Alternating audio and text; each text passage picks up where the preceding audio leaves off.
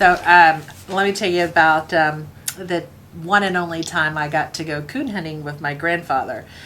It was, it was really a boys thing. All the boys did it, and most of my cousins, girl cousins, didn't really care to do that. They were in Barbies, into Barbies and stuff, and I really wasn't. And I really had to kiss his ass. I mean, I begged for probably 18 months to go.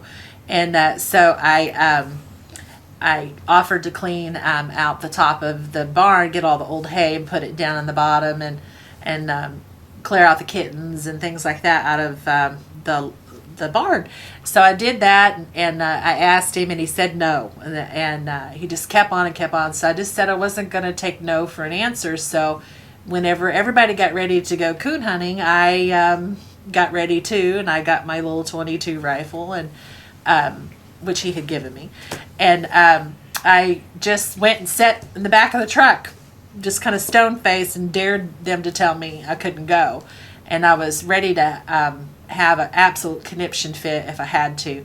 And so my dad and my grandpa walk over to the truck, and he's like, Shorty, go to bed. And I said, no, Papa, I want to go. And he said, you'll cry? And I said, I won't cry, I never cry. And he goes, oh, you'll pee your pants, you'll get lost in the woods, we'll have to call the Red Cross. And I was like, no, Papa, I can go, I can keep up. So by this time he's got some age on him. I think he was probably pushing 70, and he decided that when we went, they were going to try to lose me. And so we're going through the woods, and they're not holding branches, and they're smacking me in the face. I had scratches all over, and the dogs have taken off, and we're trying to get to them, and they're just going through the woods just fast. And I was just had too many layers on, and I had overdressed, and so I started taking things off and tying it on me. And but I kept up, and I didn't get lost. And finally, he got tired, so he quit running so fast. But he prided himself on coon dogs, and he had a name for me, which was Shorty, because I was very short, and that was not common in our family, even for the girls to be as short as I was. I'm 5'9" as an adult, but I did that growing as late in life as an adult.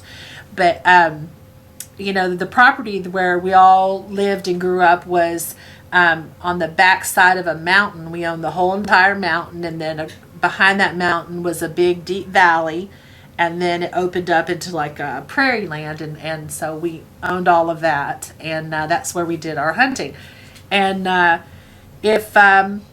if you were sitting around at dinner and you heard a gun go off, you knew it was somebody in the family, because no one else would dare get on our land and hunt it. So here we are, we're in the woods, and he prides himself on his excellent coon dogs, and he actually made a good living selling coon dogs. And but our family has one particular flaw that we don't like to share or talk about very much, and it's a very big secret, and that is that we have a terrible gag reflex. And we throw up very easily. So the dogs tree these coons, and there were two of them, and they're looking up at the tree, and they're baying, they're whoa, whoa, and they're opening their mouth really wide and big. And he says, well, Shorty, take the shot. And I said, no, I don't want to, you go ahead. And my grandpa said, you can't come on the trip, and you can't come hunting coons if you cannot kill your prey. And so I picked up my gun and closed one eye, and I shot it, in the butt.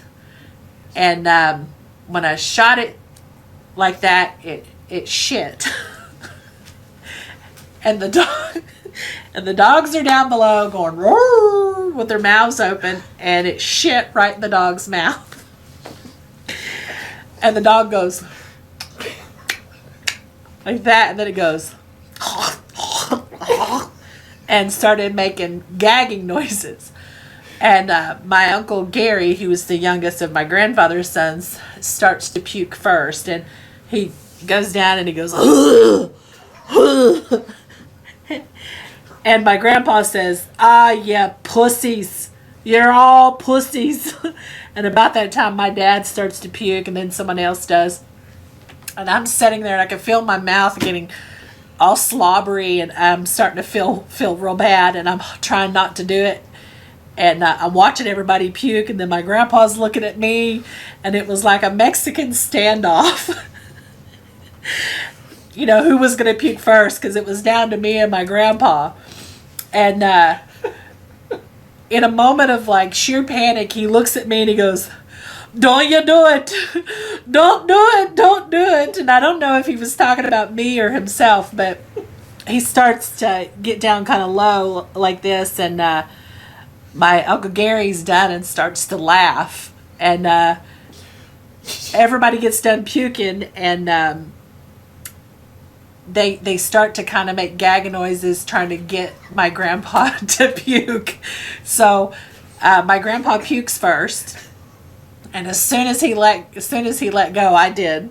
And so I had actually beat him at something in my life, and that was that I was the last man standing and didn't puke.